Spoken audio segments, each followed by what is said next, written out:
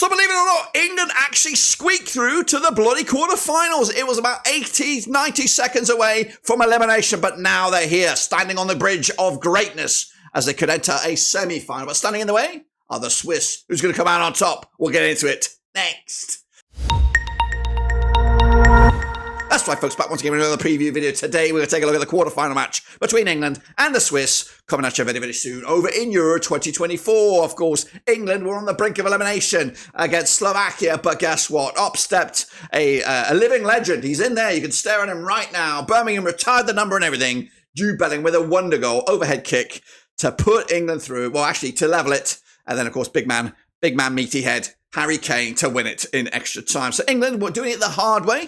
The Swiss doing it the easy way against Italia, of course, knocking them out easy peasy to set up this bit of a classic on the agenda. We'll get into all of that in a minute. If you're new, where you been? Smash your subscribe and your one-stop shop for Euro 2024 is right here under Monruski. Can England get past a tricky Swiss side into the semi-finals, or will the Swiss be that dark horse and get themselves a little step closer to glory? We'll get into all of that and more in a second. If you're new, smash the like, smash the old subscribe, and of course, big shout out to the VRPs, the patrons. Let's get into it.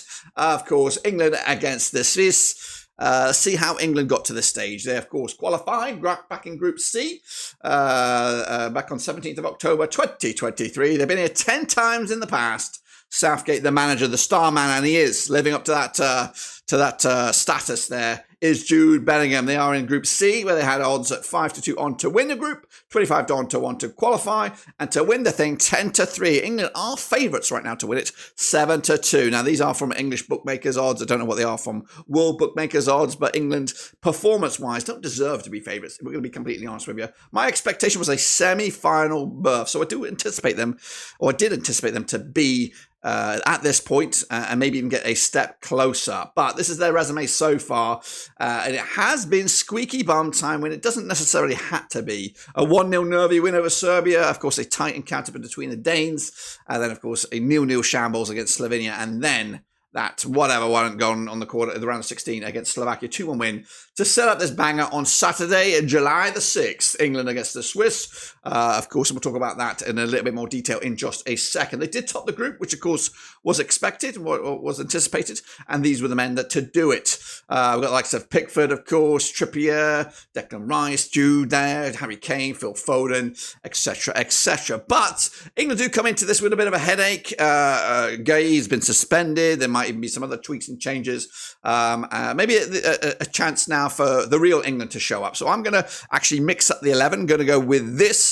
I'm going to go with a 3-4-3 of favourite formation of sorts with Pickford, Konsa, Stones and Walker. Saka on the left, Palmer on the right, Maino, Rice, Foden, Kane and Bellingham in some shape or size.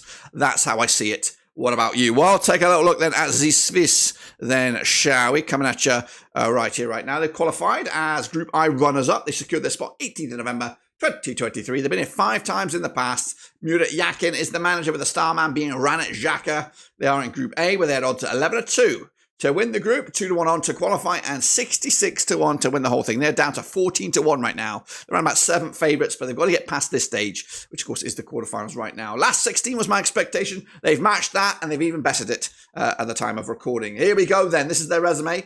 And again, they've had a steady but bumpy kind of road. 3-1 win over Hungary. Kind of really, that was a big win for them to kind of put themselves in a bit of a position of dominance over in their group. Then a draw against Scots kind of tripped them up a little bit, gave Scotland and Hungary a little bit of hope.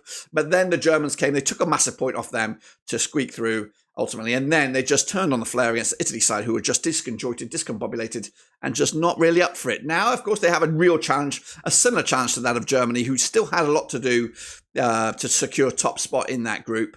But yeah, it'll be a cracker, and I'm anticipating a tight game between the two sides. These are, of course, the players for the Swiss heading into this one. We've got the likes of Sommer between the 6, Fabian Schär, Xhaka, of course, Shaqiri with that wonder goal, Breel Embolo, and some other ones who have been breaking into the scene heading into this one. Well, my 11 for the Swiss, it looks a little like this.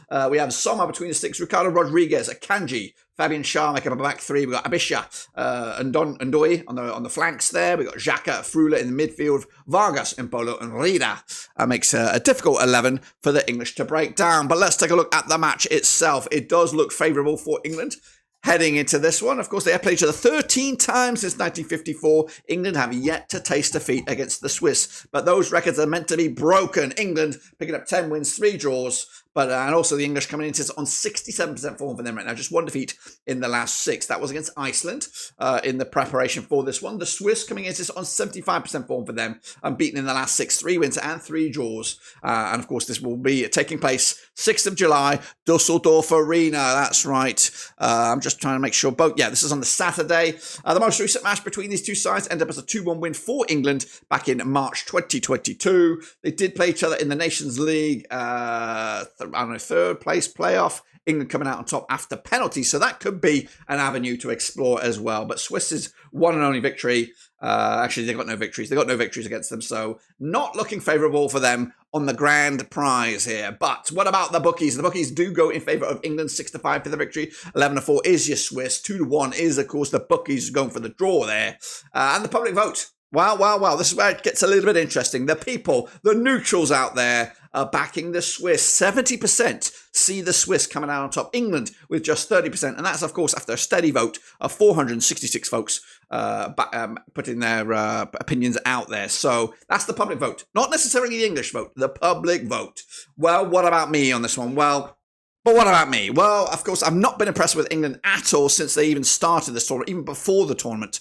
I think that first half against Bosnia and the preparation for this tournament was woeful. They did pick it up a little bit in the second half, but since then, they have been absolutely diabolical. Miserable to watch, no desire, no passion. They do look like a team of individuals right now. There does seem to be a little bit of, an unwanted arrogance by the English. Of course, they do. There might be a right to be arrogant. Certain players are very much in the spotlight in the world-class level. You know, your Bellingham's, he seems very cocky, very arrogant.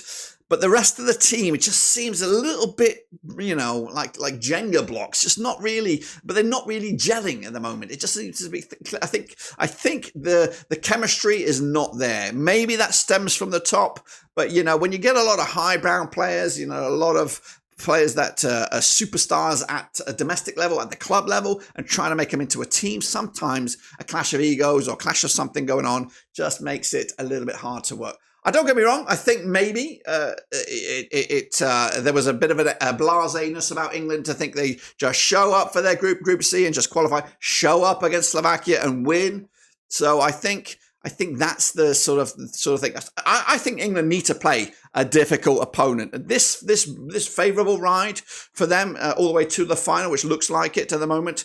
They might just grind out these results and they might look really awful. But I think ultimately they need a real test. And ideally they need like a Belgium, a France, a Portugal, or something along the way to kind of make them gel as a team, to come into it with a little bit of anticipation, a little bit of fear, because they're kind of riding their luck a little. They're kind of riding on the coattails of just their successes at a domestic level. So for me, that's where I think the problem lies with England. They've had it too easy. I think their passage to this stage here has been pretty easy, and their expectation and everyone's hope, the fans as well, think, oh yeah, we'll piss past Slovenia, we'll piss past Denmark, we'll piss past Slovakia, but it's been far from the case. They need a challenge, and I'm expecting a bit of a rude awakening here. I think the Swiss, they're going to come into this with the same approach to underestimate the Swiss. They underestimated Slovakia, and they were just so close to being found out. I think the Swiss will be a bit too more clinical, a bit too more threatening, and they've got players not only on the pitch but also on the bench that can come and hurt them. So I'm going to back the Swiss. It will be another tight affair. I'm going to drag it to penalties even. I'm going to go with a 1-1 draw. Swiss to knock them out on penalties. And again, another missed opportunity for England to go the distance. But ultimately, I think, landing on favourable sides of the bracket, not necessarily going to be a good thing. You need to be to play the best and to beat them to become the best in the world. That's, instead of just getting your little easy passage, I think ultimately you're just riding on your coattails of your domestic success without actually playing anybody of any decent quality. So that's my take on it. England will get knocked out at this stage with a 1-1 draw, penalties, and the Swiss come through. That's it. Subscribe, smash the like, catch you later. We'll be back for the semi-finals, whether or not England or Switzerland, of course, crash out. We'll be back regardless. But until then, we are done.